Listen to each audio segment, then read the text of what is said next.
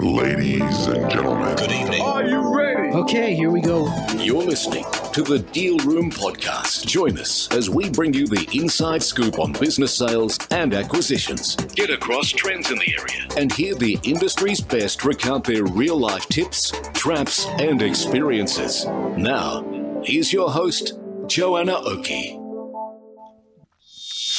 Hi, it's Joanna Oakey here, and welcome back to the Deal Room Podcast, a podcast proudly brought to you by our commercial legal practice, Aspect Legal. In this episode, part one of a two-part series, I'm joined by two fabulous and very experienced people, Hugo Martin from ABS Business Sales and Travis Latter, who is an award-winning business broker from Infinity Business Brokers and also AIBB Chair of Education and Training. And Hugo and Travis today provide us some insights recorded at a due diligence best practice forum hosted by the Australian Institute of Business Brokers. Now, both Hugo and Travis are highly experienced business brokers. Hugo, also a registered business valuer, has over 18 years' experience in business sales and acquisitions. And Travis is a specialist registered training organisation, or RTO, broker who has worked on more than $140 million in RTO transactions, and together with first-hand experience navigating in this sector brings a valuable operator's perspective to the sale process. Now, in this episode, we talk about why a seller's motivation is the clearest indicator of readiness and deal risk, how emotion shows up in every transaction and how to manage it through trust and process, why transparency isn't optional and when secrecy becomes a deal breaker. So let's jump in. I'm going to start with a question to you, Hugo. What's one question that you can ask a vendor to ensure they're ready to sell and not end up being a waft? Good question. There's probably more than one question, really. I mean, the first thing is to understand is the why. Why are you selling? I mean, what's the reason behind it? What sort of timelines? Because, you'll find someone and say, I want to sell my business. I've got to be out in 2 months' time. That may be unrealistic. So it's finding out what the motivation is behind the sale. Secondly, I would look at, once I've understood what that is, it's looking at, are they financially ready and prepared for the sale? Ensure they've got their books up to date, they're up to date with their tax, they've got BAS statements, they've got all the other legal, the compliance regarding the financial situation. Then I'd look at, are there legal compliance regarding leases, start payments, any legal issues that might be impacting on the potential sale of that business. I think your first point was the clearest is, finding the why behind it. Yeah, exactly. That gets you it all. Joe, what do you think? Is there one question in your experience that you can ask a vendor to ensure that they're actually ready to sell? And does anybody know what a waft is that's in the crowd? It's a new. Are we allowed to express it? Good, you know what it is then. That's all right. I said coming in. Just worked it out. Look, it's a super interesting one because absolutely you're 100% right. Your sellers have got to be ready to sell. And part of, I think, what we're really focusing on today is making sure they're properly prepared for the sale process so everyone's not wasting their time. But it's just like an interesting thing because I always start every matter with, and why are you selling? And I've had some interesting answers over time where, as sellers have answered that question, it becomes apparent that actually they're not really ready. The reason they're selling is because, their wife or someone has told them that it's time and, they need to get out and be doing more holidays or something, transferring the business. And actually my experience has been, if that's actually really clear at the beginning, like, their heart's not in it, at least if we all know that in the beginning, we can help as long as they're prepared for to put in the effort that is needed for the process. It's not necessarily a full blocker. I mean, obviously, I think you have to be aware that that is something that is a red flag for a transaction that might not where a seller might pull out, as we get further down the path. But in the times that I've identified this, what I'll do is I'll call the broker and say, hey, I just wanted you to know that this is what the seller's said to me. Like, let's make sure we work hard together to make sure we keep ahead of this, to make sure they are being prepared. And if they're not going to do the work, you have to realize it's a red flag for you. If they are going to do the work, then we can still get them through. But I guess you just have to be aware when problems come up, it's often coming from an emotional perspective at that point. You know what I mean? And like, if we tuned into when our sellers are getting, because sometimes they get really caught up on certain things. If we know that is coming from this emotional perspective, we can sort of deal with it in a different way, that's a bit empathic with how they are. So anyway, I think you just got to know at the beginning, you got to ask those questions. Exactly. So, Joe, how do you take the emotion out of a vendor's sale? Yeah, there's always emotion, right? There's emotion for the buyers as well, and you have to be ready for that, where the buyer, particularly if you've got first-time buyers, they've got their own emotional journey. But for the sellers, when you're acting sell side, I really think the way to help keep emotion out is to make your clients, your vendors, ensure they feel like they trust you in the process. Like, they got to feel like someone is helping guide them through it that really understands their emotion and understands the process. Because I think when emotion creeps up, and it will through the process, if you can help pull them back and say, hey, look, this is how it usually works. Hey, this is not unreasonable for the buyer to be asking for this sort of stuff if it's not unreasonable. Hey, this is how it usually happens. And you guide them through. I find that the sellers find it much easier to step back from the emotion because they've got that trust that someone's really, that they've got a team that's guiding them through. But I think, so number one, it's trust, but it's also about the deal team all singing from the same hymn book, because emotion, we all know those transactions when you've got someone on the deal team, you've got like the lawyer or the accountant or someone who's sort of white-anting the deal in the background, sort of saying, oh, well, this is really risky, or this is, you know what I mean? Like, so it's about get your deal team together, all sing from the same hymn book, and make the seller feel comforted that this is a standard process, you know how to work them through the process, and that you're doing it together as a team. Hugo, you got anything to add to that? I agree with what Joanne said. I think because when you're selling a business, it's like after the family, it's probably emotionally the second most important transaction you're going to be engaged in.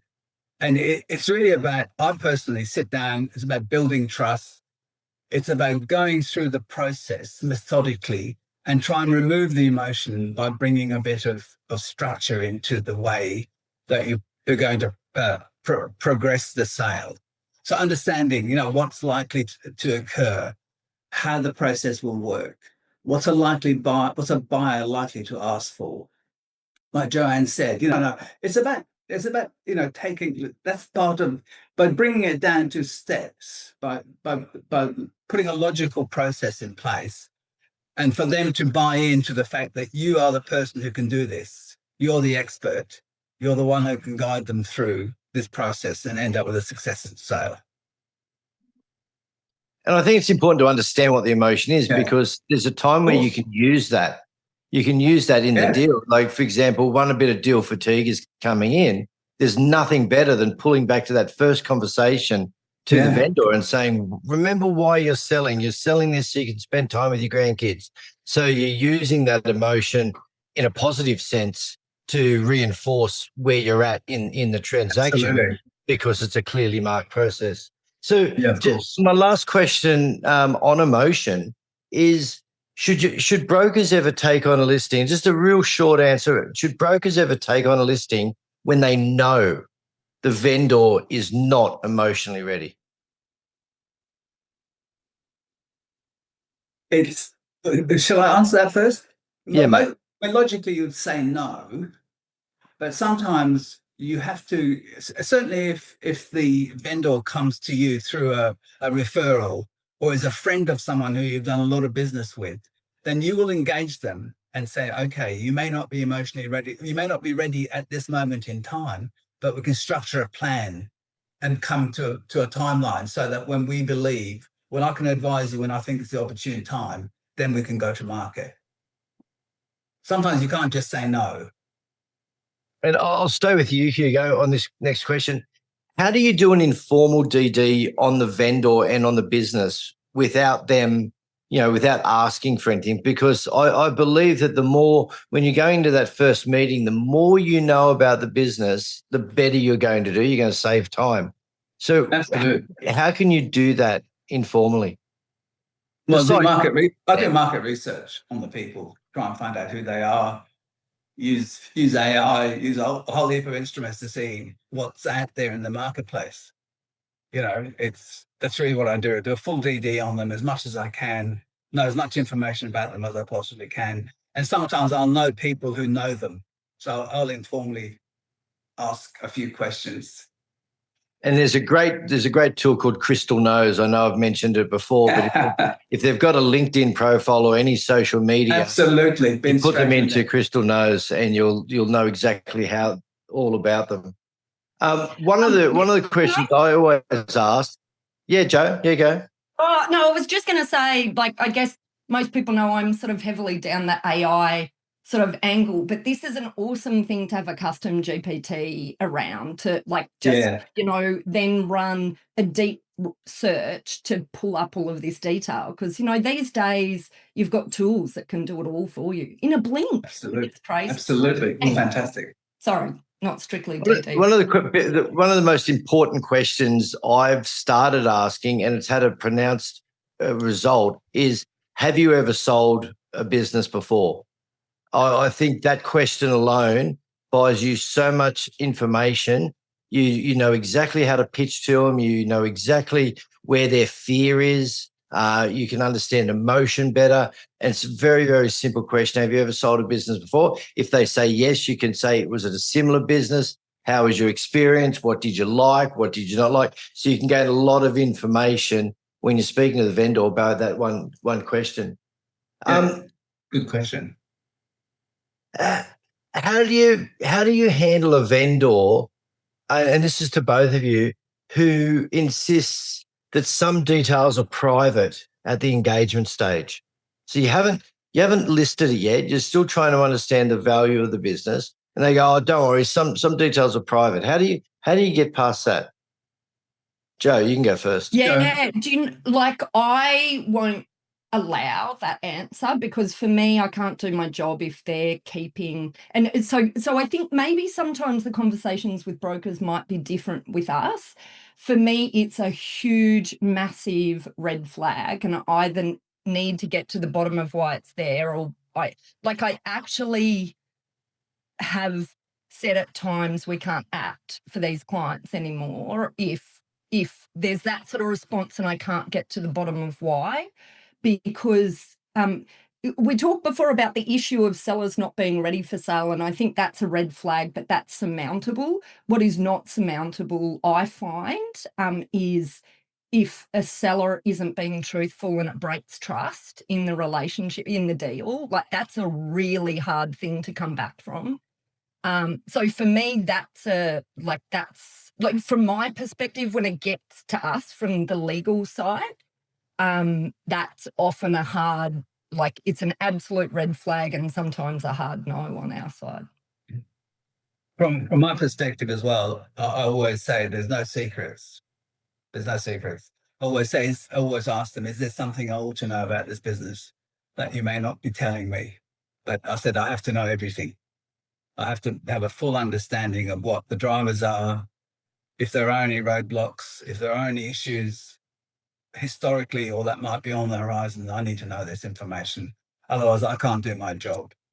And I won't do it unless I'm fully confident that I've got all the information I need. And I think sometimes that comes also from, sometimes there might be two reasons for that sort of response. One, there's a real problem and there's something that's being hidden, which is an absolute problem.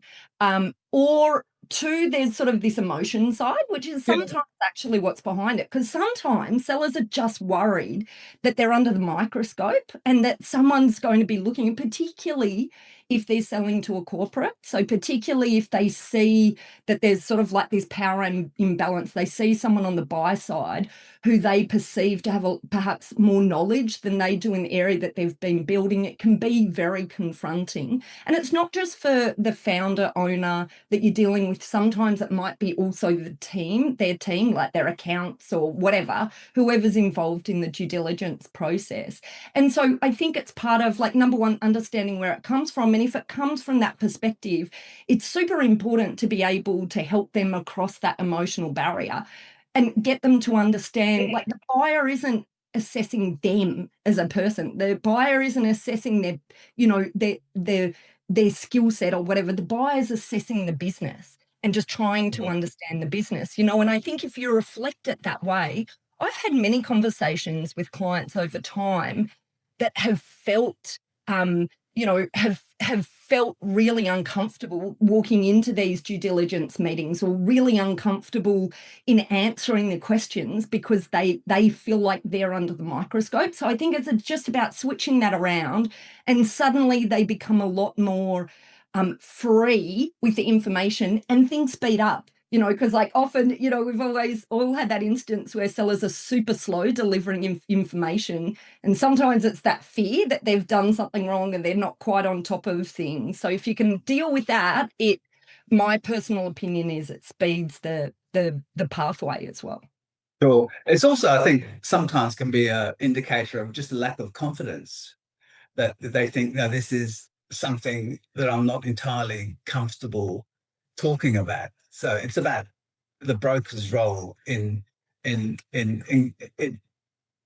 explaining really the need for this type of openness, for there to be no barriers, to be no shades. It's got to be clear, and then it's just a process of conversation and dialogue, so you can build up and support your client in a way that makes them comfortable, so they feel comfortable to release the information that you need. Hugo, have you got a time where you've said no to a client, like a prospective client? Yes. Yeah. What happened there? Well, I've sacked the client because I found out that they were doing things that I found were illegal, basically. So I said, no, I'm not prepared to deal with you in this situation, and terminated my appointment. Well, that's it for this episode of the Deal Room podcast.